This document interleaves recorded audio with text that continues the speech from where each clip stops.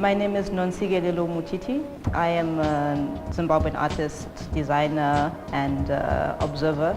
I'm very interested in diaspora, and I've been living in the United States for 3 years and have found myself drawn to situations where I find the presence of African immigrants very, very strong. I've been investigating and trying to explore their work and how their connection to home, and also ways that they find economic stability and are able to support themselves in this new homeland, but which is more like a host land.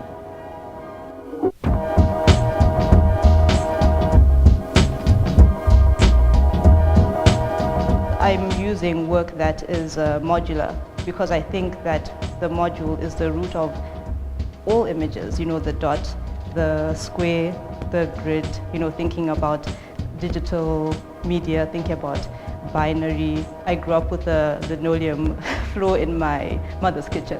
So for me it's nostalgic. The idea of the tiles that I've started to develop, being able to put those in people's hands and allow them to think about this repetitive act, this idea of covering a surface, this idea of pattern, this idea of sequence, which is very much akin to the idea of braiding.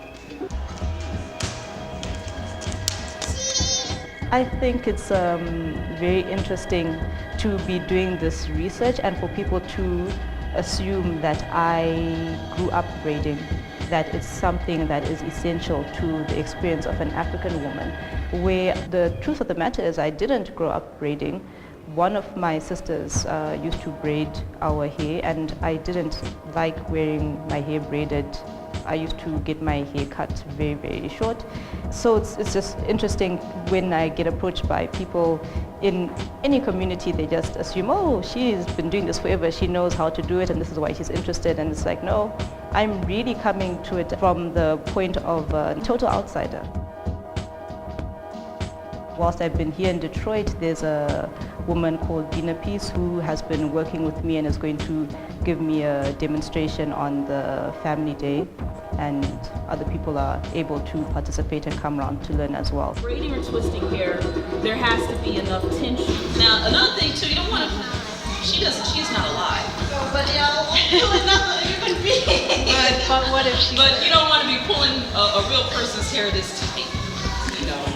There is such a thing as hair loss. There you go. See? What do y'all think? I find that a lot of African American braiders rely on images of traditional African hairstyles for inspiration, but those references have been taken up, absorbed, and really molded into another visual vocabulary, which is actually much more ornate and experimental than anything that we would ever do at home.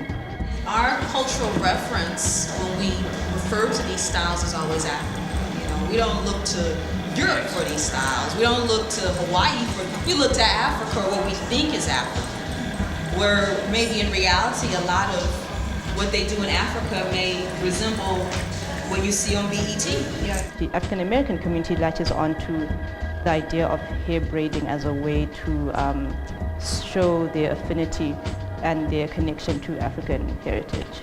The family day is going to be more educational for me than everyone else that's coming, so I'm really excited.